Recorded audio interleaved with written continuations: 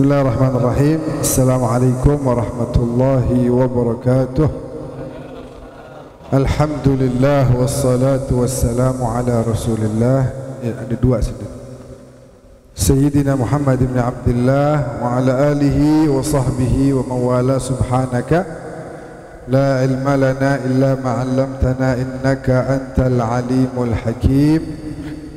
Rabbi antiqni bil huda wa alhiqni bis salihin. Allahumma ja'alna hudatan muhtadin wa la taj'alna dhallina mudillin. Allahumma faqihna fid din wa 'allimna at-ta'wil bi rahmatika ya arhamar rahimin. Amma ba'du.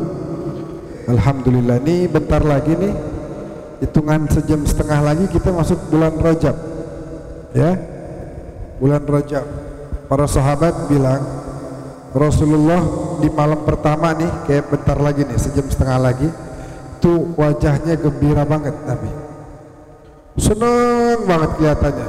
Besok hari kedua Rajab ketemu begitu lagi, seneng lagi, gembira. Sebab kenapa? Sebab Syahrul Rajab julukannya Al-Asab. Rajab Al-Asab, Rajab yang ditumpahkan di dalamnya, yang diturunkan di dalamnya ampunan Allah yang maha luas. Jadi Nabi senyum, girang, alhamdulillah umatnya dapat ampunan. Kalau para salaf kita ngajarin Rabbighfirli warhamni wa tub alayya. Boleh juga kita baca doa Allahumma barik lana fi Rajab wa Sya'ban, balighna Ramadan wa a'inna 'ala as-siyam wal qiyam wa hifdzal lisan wa tilawatil Qur'an. Minta biar diberkahin di bulan Rajab. Ma makna al-barakah? Al-barakah hiya ziyadatul khair. Al-barakah maknaha ziyadatul khair, tambahnya kebaikan. Makanya Allahumma barik lana fi Rajab. Ya Allah, berkahi kami di bulan Rajab. Artinya tambahin kebaikan. Yang tadinya rada kurang istighfar, rada malas istighfar, Rajab kudu rajin. Sebab ini bulan ampunannya Allah. Kebaikan banyak macamnya. Di antaranya tadi ada keinginan untuk istighfar kepada Allah Subhanahu wa taala. Jadi kita juga patut gembira. Kita gembiranya kita ya ikut Nabi. Nabi gembira, kita kudu gembira. Nah, caranya gimana? Cara Nabi mempersiapkan diri masuk bulan Rajab itu dengan mempersiapkan diri untuk perbanyak istighfar. Itu buat kita umatnya. Sebab Nabi itu dari sayangnya sama kita ini, sebenarnya hadis ini udah sering kita dengar. Cuma kalau kita mau maknai lagi tuh, Nabi bilang kullu ummati yadkhulunal jannah. Semua umat saya masuk surga. Semua. Illa, ada kecualinya. Kecualinya apa? Man abah, yang kagak mau. Sahabat bingung kan, kok bisa? Emang ada yang nggak mau ya Rasulullah? Nabi bilang man ata'ani dakhalal jannah. Yang taat sama saya masuk surga. Wa man asani, harusnya apa? Man ata'ani dakhalal jannah, wa man asani harusnya dakhalan nar, kan gitu. Siapa yang taat masuk surga, yang nggak taat masuk neraka. Harusnya begitu, kudunya begitu. Tapi Nabi nggak begitu. Sebab Nabi nggak pengen ada ucapan masuk neraka, itu nggak mau. Waman asani, siapa yang kagak taat sama saya, faqad aba, dia kagak mau. Saya mah mau dia masuk surga. Saya mau semuanya masuk surga, saya mau. Sampai bayangin nanti dari 120 shaf ahli surga itu thulutsai 2/3, 80 shaf itu isinya umat Islam semuanya. Padahal umat Islam kalau dibandingin umat-umat terdahulu kita sedikit, minoritas. Tapi pada saat melihat barisan ahli surga 2/3 adalah umatnya Rasulullah sallallahu alaihi wasallam. Jadi Nabi bilang wa man asani faqad aba, dia kagak mau. Saya mau nih, mau banget semua umat saya masuk surga, berharap-harap. Sampai Nabi bilang syafaati, kalau antum nanti ke Madinah tuh di bab Raudhah tuh ada tulisan syafaati li ahlil kabair min ummati. Syafaat saya bakal saya berikan bagi para pendosa besar dari umat saya. Dosa besar. Tapi kita kudu ingetin, ini bulan Rajab, bulannya Isra wal Mi'raj, bulannya turun perintah salat.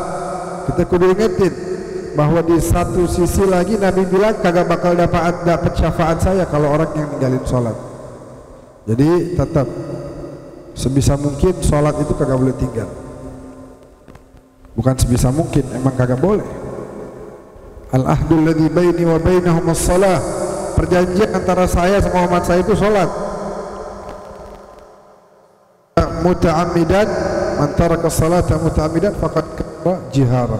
Yang ninggalin salatnya terang-terangan menyatakan diri sebagai kafir, waliyadzubillah min. Falidzalik alhamdulillah, ini bulan mulia, bulan Rajab, kita isi dengan perbanyak istighfar, syahrul istighfar. Bulan Rajab harus kita isi dengan perbanyak istighfar, minta maaf, minta ampun, ngaku dah kita dah. Iya ya Allah, memang benar saya ini banyak banget salahnya. Itu yang Allah tunggu-tunggu. Nih kenapa nih hamba saya dosa sering kagak pernah ngaku salah. Dosa saban hari. Sekali gitu ngaku saya salah ya Allah. Ini enggak. Mentang-mentang ditutupin terus aibnya sama Allah, terus berasa benar terus. Ya berdua aja sama Allah, jangan depan orang, nggak apa-apa. Lagi berduaan tengah malam, duduk, ambil wudu, gelar sejadah, pasang minyak wangi yang bagus, sholat 2 rakaat, kemudian istighfar. Maafin saya ya Allah, kagak ngehargain bahwa engkau tuh melihat sama saya kagak hargain. Saya cuma malu kalau dilihat sama orang. Giliran engkau lihat saya tiap hari, tiap detik, saya enggak merasa malu untuk melakukan hal-hal dosa. Walidzalik, na'am, kita lanjut pembahasan kitab Al-Manhajus Sawi, Syarah Usul Tariqah As-Sadah Al-Ba'alawi, karangan Al-Habib Zain bin Ibrahim bin Smith. Kita doakan beliau panjang umur, sehat walafiat. Orang dulu begitu, waktunya berkah. Kita coba nih, umur saya 33 tahun ini. Ya, antum ada yang 20, 30, 40. Ini siapa nih namanya? Syekh Fadl bin Abdullah Bafadal, sahib syihr di Hadramut sana. Baca Sahih Bukhari-nya 1000 kali. Sahih Bukhari kan tebal. Beliau baca itu 1000 kali. Kalau katakan umurnya itu misalnya umur rata-rata dah 60 begitu. Ini baca 1000 kali. Berarti setahun berapa kali bacanya? Hitung dah. Yang jago matematika siapa nih? 1000 dibagi 60 berapa? Berapa? Kalau 10 aja baru 600 tuh. Ya 14 gitu deh, 16 ya. 16 kali baca Sahih Bukhari tiap tahun. Mengkhatamkan Sahih Bukhari per tahunnya katakan 16 kali, kurang lebih begitu. Beliau cucu daripada Al-Faqih Al-Muqaddam itu setiap malamnya baca buku, belajar, baca kitab, nulis kitab itu minimal setengah dari malam nih. Dari setengahnya itu diisi untuk belajar. Kadang-kadang lebih dari setengah. Kadang-kadang semuanya sepanjang malam. Sampai-sampai wa hukiya annahu taraka alaihi bisiraj 13 imamah inda mutala'atihi. Jadi lagi belajar saking fokusnya. Lagi belajar begini nih, katakan begini. Dulu kan kagak ada lampu. Jadi kalau malam pakai apa? Pakai lampu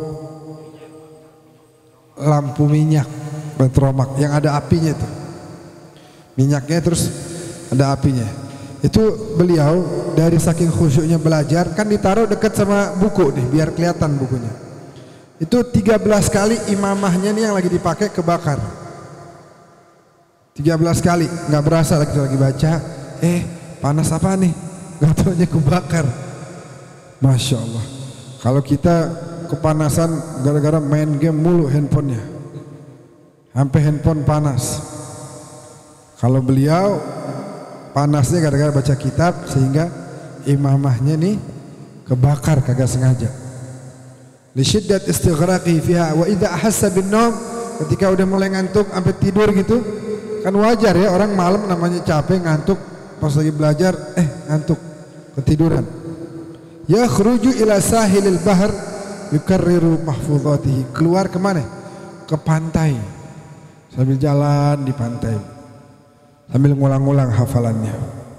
Wa kana radhiyallahu anhu yahfazul Quran wa tanbih wa akthar al-muhadzab, dzakara dzalika al-habib Idrus bin Umar fil 'Iqd. Jadi banyak yang dihafal sehingga ilmunya tuh mantap, Kitab Al-Minhaj tebal. Nah, beliau ini Al-Habib Abdullah Al-Idrus bin Abi Bakar As-Sakran bin Abdurrahman As-Saggaf bin Muhammad Maulad Dawilah. Itu kalau baca kitab modelan kitab seukuran Al-Minhaj begitu, itu semalaman habis. Wah, semalaman habis baca kitab segini nih, bahkan lebih, semalaman dari awal sampai akhir. Berkah tadi tuh, waktunya berkah. Jangan ditanya kok bisa, waktunya berkah. Kita hidup 30 tahun, udah berapa kali baca Sahih Bukhari? Beliau tadi Syekh Bafadal 1000 kali. Waktunya berkah. Al-Imam Ali Zainal Abidin Ibn Al-Husain sholatnya sehari 1000 rakaat. Jangan ditanya kok bisa, ya bisa, kagak nongkrong mulu kayak modelan kita.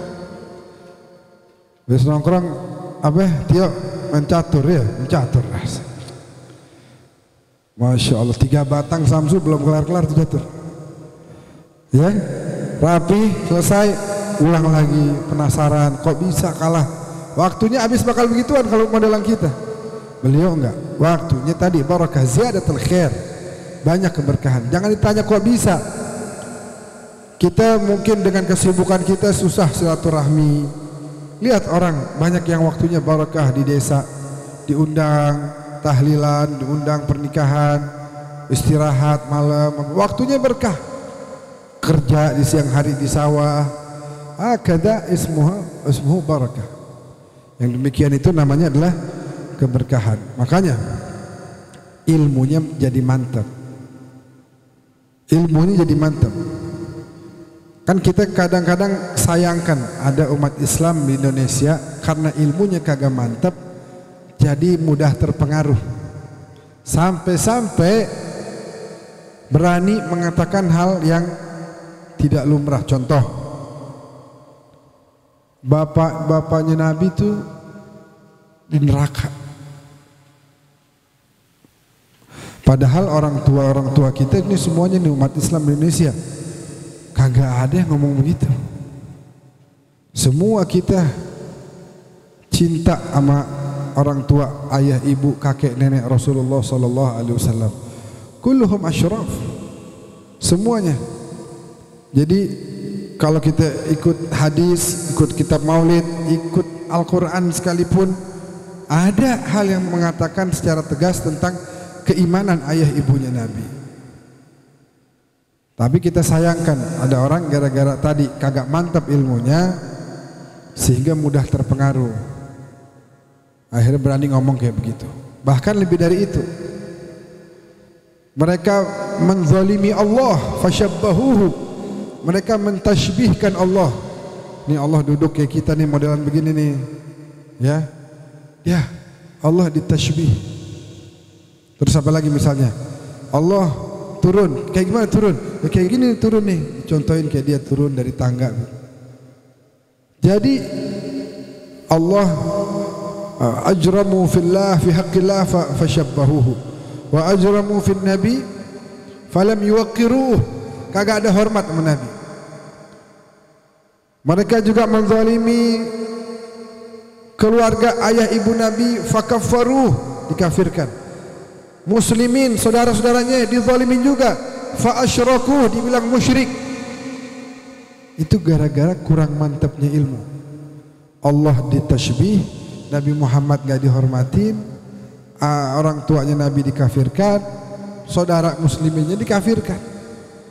Syahadah, gak ada yang lepas dari dia, semua kena. Sampai Allah kena juga. Itu karena apa? Sekali lagi karena ilmunya gak mateng. Zuhur ambil kitab beliau nih, asar udah apal sampai akhir. Kita zuhur ambil handphone, asar belum kelar ngebuka sosial media, baru 2 yang dibuka, yang lain belum dibuka. Waktunya habis bakal gitu.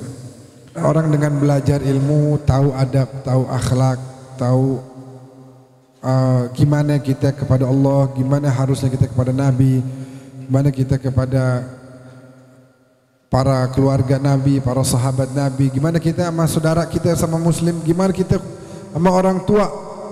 Nih zaman sekarang dari orang nih jauh dari ilmu, nih orang jauh dari ilmu sampai gimana?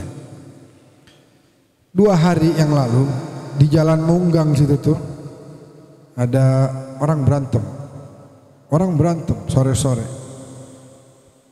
Yang rada tuaan bonyok, darah-darah. Ada punya teman, ada Syafiq Al-Kaf, nyamperin sama yang lebih tuaan nih. Bang, udah jangan ribut. Udah bawa aja adiknya pulang ke rumah. Kata dia, bukan adik saya, itu anak saya. La ilaha illallah. Anak mukulin bapak sampai babak belur bapaknya di Munggang 2 hari yang lalu. Apa nih?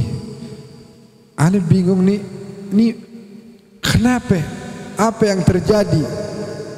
Dari jauhnya orang dari ajaran Nabi sampai berani begitu. Dulu ada berani kita, orang tua kita ngangkat suara, berani kita balas. Dia ngangkat suara kita lawan gitu, berani? Kagak. Nunduk aja gitu udah. Gak ada ceritanya kita balas. Ini bukan cuma balas, dipukulin bapaknya. Jadi rupanya bapaknya lagi marahin dia tuh, mungkin disuruh pulang bagaimana, dia kesel dipukulin bapaknya. Ada musibah, udah nyampe sini. Kondisi umat Islam udah nyampe sini. Ayasubbul waladu abaweh di zaman Nabi begitu. Sahabat sampai nanya, emang ada anak yang ngatain orang tuanya? Ramanya tuh sahabat kalau tinggal di Indonesia bingung kali ya, bukan cuma ngatain, di smackdown. Kalau bahasanya Habib Muhammad, emaknya lewat disengkat, selengkat. Apalagi sampai ada yang ngebunuh kan? Ngebunuh dipenjarain, dilaporin.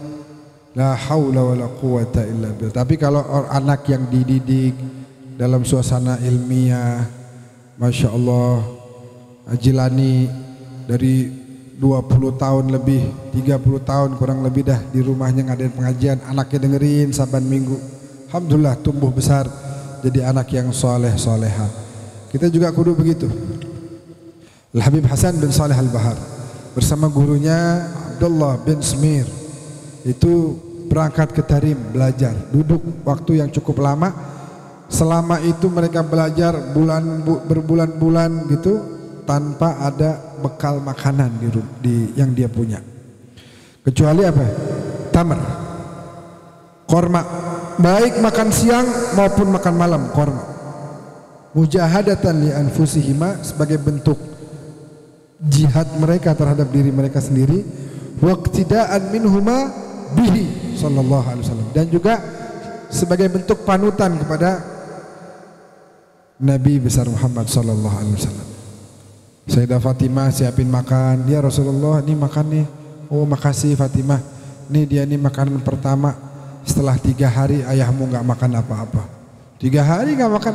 Kalau ini makan korma siang malam, ini kagak makan apa-apa, minum air doang. Hakada. Kadang-kadang sampai bulanan Nabi hanya makan korma aja dan minum air. Tapi hari itu waktu diberikan roti sama Siti Fatimah itu 3 hari benar-benar nggak ada yang masuk makanan sedikit pun.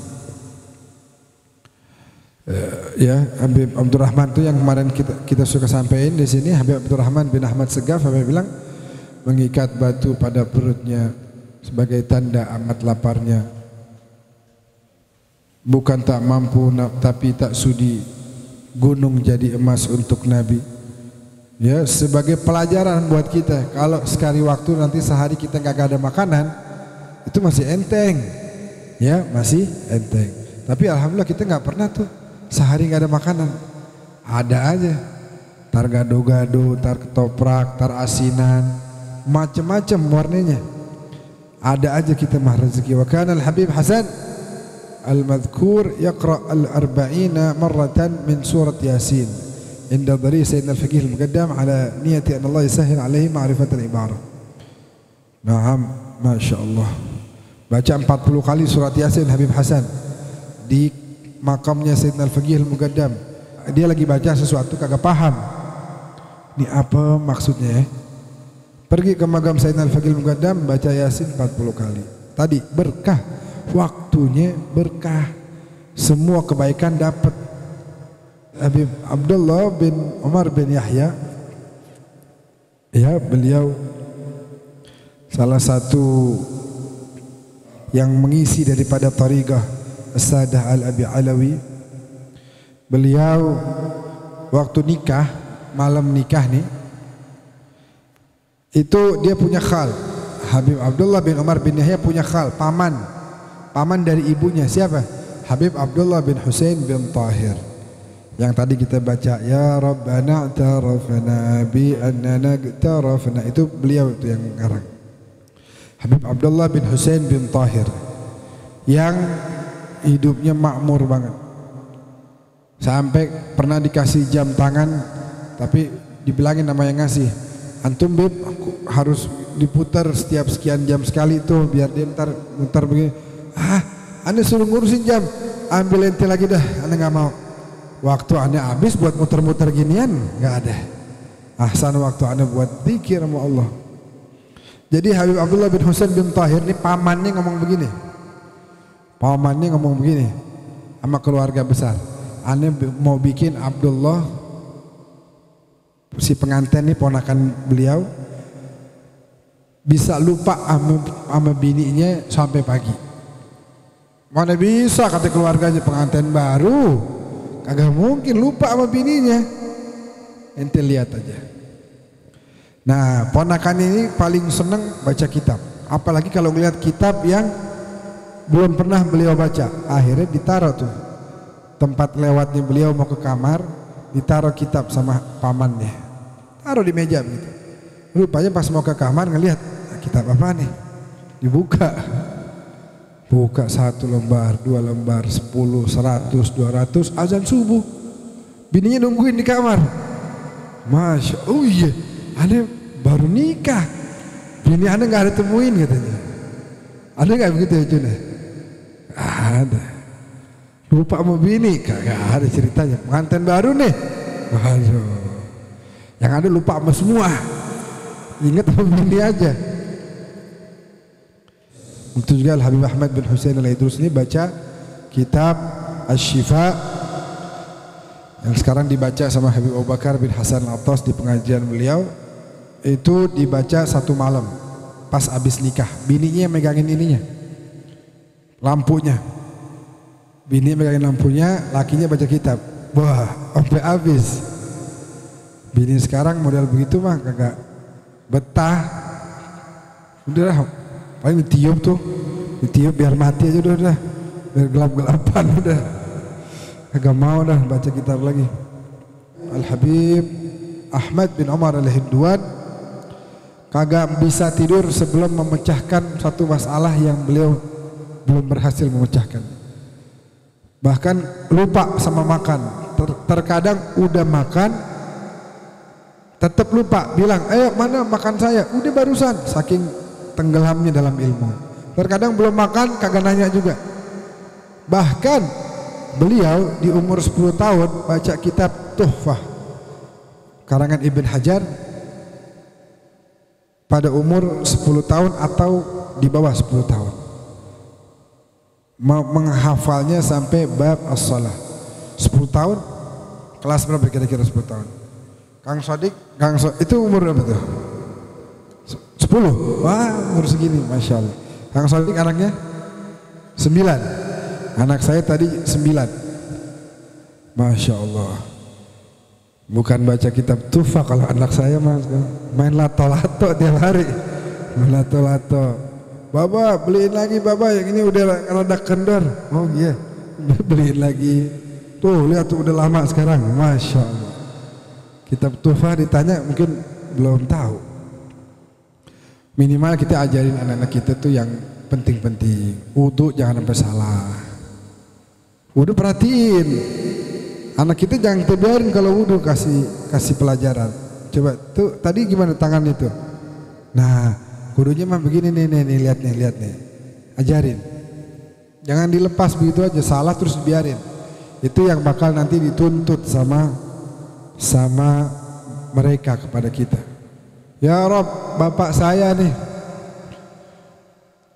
jangan main masukin surga aja bapak saya. Kenapa emang? Ya enak dia masuk surga, sholat saya kagak ada yang sah selama ini. Gara-gara kata malaikat tanya, kenapa emang? Gara-gara bapak saya kagak pernah ngajarin saya ngaji yang benar. Makanya ngaji saya salah, bacaan Fatihah saya salah. Makanya saya sholat udah sekian puluh tahun dalam hidup saya, ternyata kagak ada yang sah sholat saya. Kenapa? Gara-gara bacaannya kagak ada yang benar. Jadi bacaan kalau kagak benar itu kagak sah sholatnya. Bacaannya maksudnya itu hurufnya. Beda hal dengan kalau seandainya salah idgham, itu masih ada yang mengatakan tetap diterima izharnya misalnya. Tapi kalau udah salah hurufnya, yang ha jadi ha, kan artinya juga fatal. Alhamdulillah jadi alhamdulillah, itu jadi yang tadinya segala puji bagi Allah menjadi kematian bagi Allah. Serem. Kapan kita bilang shod, ihdinas si, jangan si, jangan shi, tapi si. Itu kudu benar. Kayak besok nih tanggal 4 Februari saya ke Kalimantan. Ada program namanya Kalsel Mahir Al-Fatihah. Kalimantan Selatan Mahir Al-Fatihah. Ini udah program kesekian gitu, setiap sekian bulan sekali. Itu satu-satu didudukin. Pertama diajarin secara umum, habis gitu satu-satu didudukin baca Fatihah. Dengerin gitu. Nah, itu masih kurang benar tuh. Nih. Dan nggak cukup begitu. Nggak bisa sekali terus pasti benar terus, nggak bisa. Harus dilatih terus. Begitu makanya anak-anak kita ajarin. Yang wajib-wajib harus diajarkan. Saya kagak bisa nih ngaji juga belum ini banget. Ya paling nggak bawa ke guru. Wallahu a'lam bissawab. Alhamdulillahirabbil alamin. Selesai. Masuk kemudian ke nanti kemana nih? Bab yang keempat, fil hathi ala mujalasatil ulama wassalihin wa ikramihim. Ini kita ngaji sama Habib Abu Bakar nih, contoh. Ngaji sama Habib Abu Bakar tuh kita nulis tuh. Apa yang beliau sebut kita tulis. Begitu. Jadi suatu hari ini kan ngaji udah sekian tahun. Sekarang kita baca apa yang beliau sampaikan waktu itu, kita ingat. Oh dulu Habib ngomong begini. Hakadha. Hadirin, ini minggu depan insya Allah kita ngadain maulid di sini.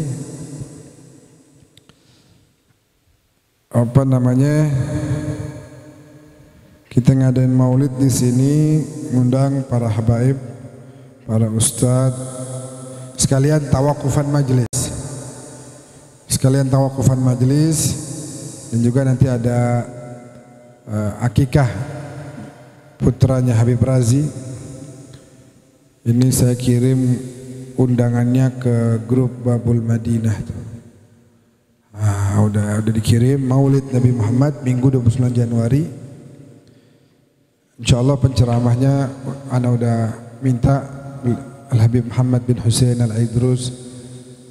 Udah kita ngomong jalani, alhamdulillah beliau bersedia. Habib Haikal, ada paman-paman saya juga hadir insyaallah. Habib Abdul Qadir, Habib Hasan, Habib Ahmad, Habib Muhsin, Habib Adam dan yang lain-lain semuanya. Insyaallah pada hadir. Tetap asar ya, waktunya sama. Asar berjamaah, kemudian baca ratib, baca maulid, tapi kagak ada baca kitab, kagak ada ta'lim, langsung ceramah nanti dan kemudian makan berjamaah. Insyaallah mudah-mudahan semuanya sehat walafiat.